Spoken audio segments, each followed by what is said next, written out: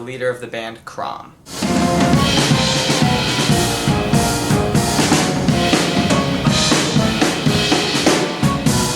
Krom is a trio that I formed 3 years ago.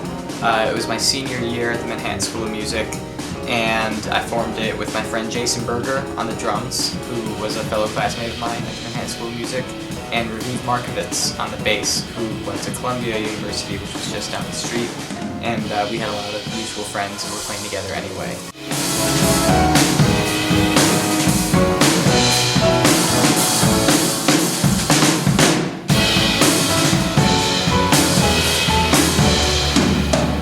I formed this band because I was writing music for the jazz piano trio, instrumentation, piano, bass, and drums, but I was writing music that was a lot more rock-oriented. It still involved improvisation, but it was also featuring a lot of composed material and material that I think kind of crossed that jazz line and into a lot of the pop and rock kind of sounds that you hear. And I thought they'd both be the perfect guys to play that music. Jason in particular plays a lot of rock music in other bands, and he has a company as well that does production for indie songwriters and composers. And Raviv is just such a beautiful melodic bass player that I knew he'd bring a nice kind of personal, beautiful melodic element to the bass playing. The band used to be called the Adam Kromelow Trio, and we changed the name because people were having trouble remembering my name or how to spell it and couldn't find us online. So we released Youngblood under the name the Adam Kromelow Trio. That came out on a great New York record label called Zoho Records. And just now, 2 years later, we're about to release our second record, this one self-titled, just called Krom. And it's kind of a point of departure for us. That first record had a lot of different kind of songs. There were some free improvisations, some swing, more of a jazz kind of beat.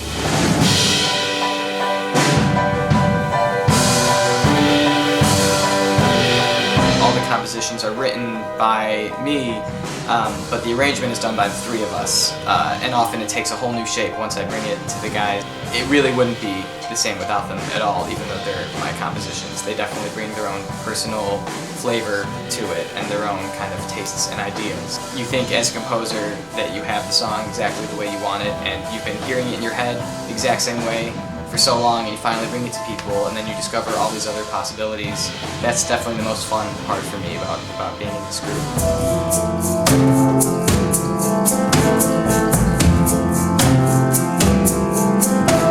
The third song on the upcoming record, it's called The Better Story, and I wrote it after reading The Life of Pi, which is one of my favorite books. There's a part at the end of the story where the main character Pi retells the story a totally different way, and you don't know which one is the true story, and he goes on about how it doesn't matter which is the true story, what matters is which is the better story. So in this song I tried to kind of evoke that feeling of your own personal imagination and what kind of story strikes you the most. So it has this kind of floaty, pretty feel that I wanted to kind of mirror the inner workings of your own imagination.